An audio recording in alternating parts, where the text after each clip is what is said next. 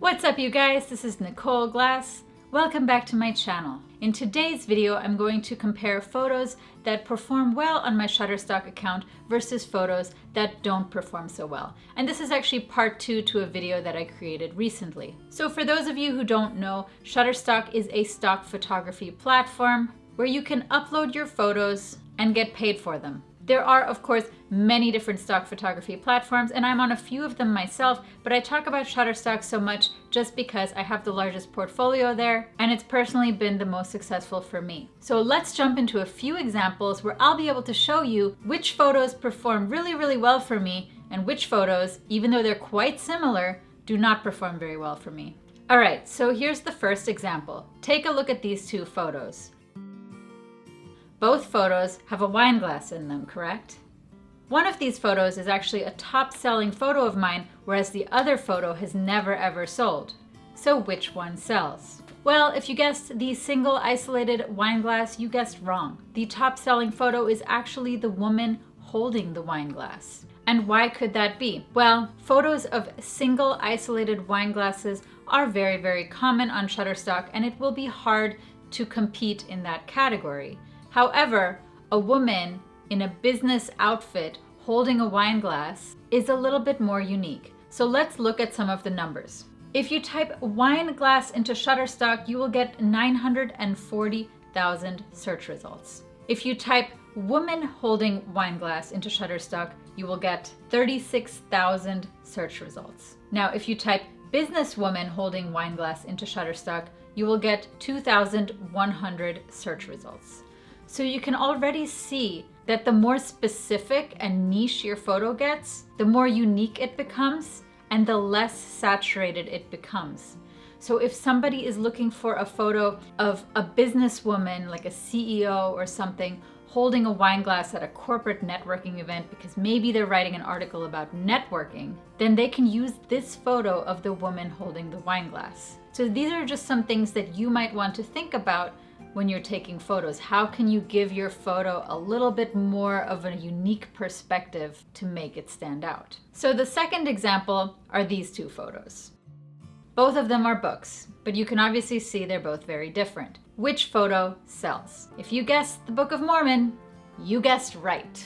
The Book of Mormon is a top-selling photo of mine. Now, if you go into Shutterstock and you type in book, you will get 5.9 million search results. However, if you go into Shutterstock and you type in Book of Mormon, you will get 997 search results. So you can already see that the specific book, the Book of Mormon, is a lot less saturated than just a pretty photo of a regular book that is very unspecific. And it will be a lot easier for your photos to rank in the first page of search results if you have that element of uniqueness to it. Now let's go to the next example. Take a look at these two photos.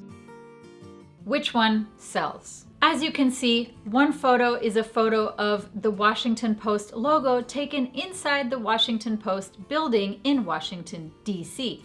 Whereas the other photo is a photo of a rolled up newspaper, I believe it was also the Washington Post, on the front porch of someone's house. Now the one that sells all the time is actually the photo of the Washington Post logo. And in my opinion, that's because that is one of the only photos taken inside the Washington Post that is available on Shutterstock. Not only that, but it's actually like a perfect picture to use every time someone references the Washington Post. And I guarantee you that you can find so many photos of rolled up newspapers on front porches. It's a little bit harder to get that photo taken inside the building of the Washington Post. So again, there's that element of uniqueness. This photo right here is another photo of the Washington Post building in Washington, D.C., and it performs almost equally as well as the first photo. Now, if you type in Washington Post on Shutterstock, you'll see both of these photos appearing in the top page of search results. I think they're actually both number 1 and number 2. Now, before we look at the next example, let me just address something. If you are sitting there wondering, how did I upload these photos without property releases, or in some cases without model releases, that is actually because some of these images are uploaded as editorial images, and editorial images do not need model or property releases. To find out a little bit more about that, make sure to check out the video in my description below. It's called Commercial versus Editorial Photos. All right, moving on. So let's look at the next example. Both of these photos were taken on a long road. Which photo do you think is more valuable to buyers? Well, I can tell you which one I think is more beautiful. I kind of like that country road with that greenery. But no, that is not the one that sells. It has only sold a few times.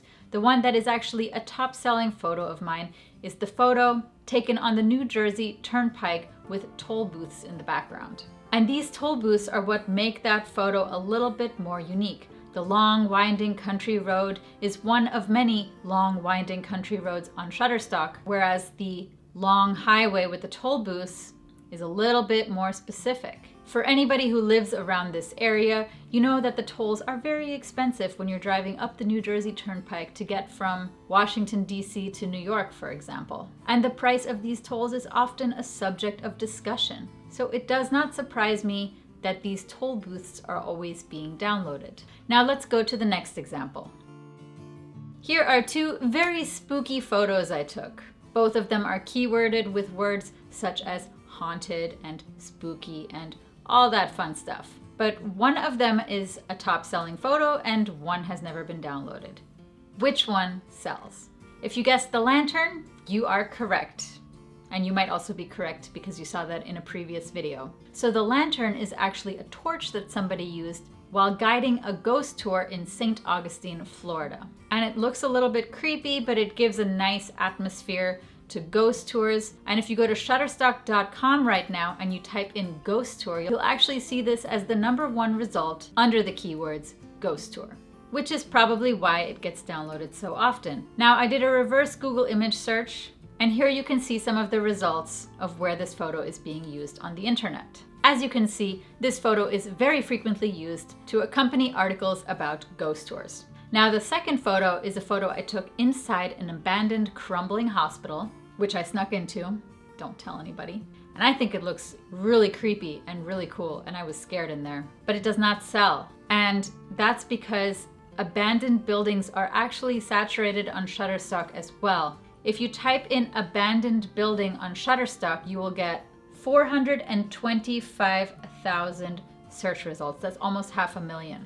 And if you type in ghost tour on Shutterstock, you will get 2,793 search results. So you can see it will be a lot more difficult to compete in the abandoned building category than it would be to compete in the ghost tour category. Moving on. Here are the next two photos. Both of these images are photos of Baltimore. Which one sells? Well, I think this one's pretty easy. The one that sells all the time is the drone photo of Baltimore. I actually took this photo at sunrise on a beautiful winter morning. The other photo I also took on a winter morning, but not with a drone, and you see a little bit less of the city. So the aerial perspective of Baltimore gives a little bit more of that uniqueness and shows off more of the city than the regular photo that I took with my camera. And the aerial photo of Baltimore is a top-selling photo of mine. It's in my top 10, whereas the other photo of Baltimore has actually never sold. Now, the aerial photo of Baltimore is actually within the first page of search results when you type in Baltimore, and that's pretty good because there are 10,600 photos of Baltimore on Shutterstock. Not super saturated, but still enough that it would be difficult to get onto the first page. So again, in this case, the drone photo I took, the time of day I took the photo, the amount of the city I was able to capture in the shot, all of that contributed to make the photo slowly rise to being in the first page of search results.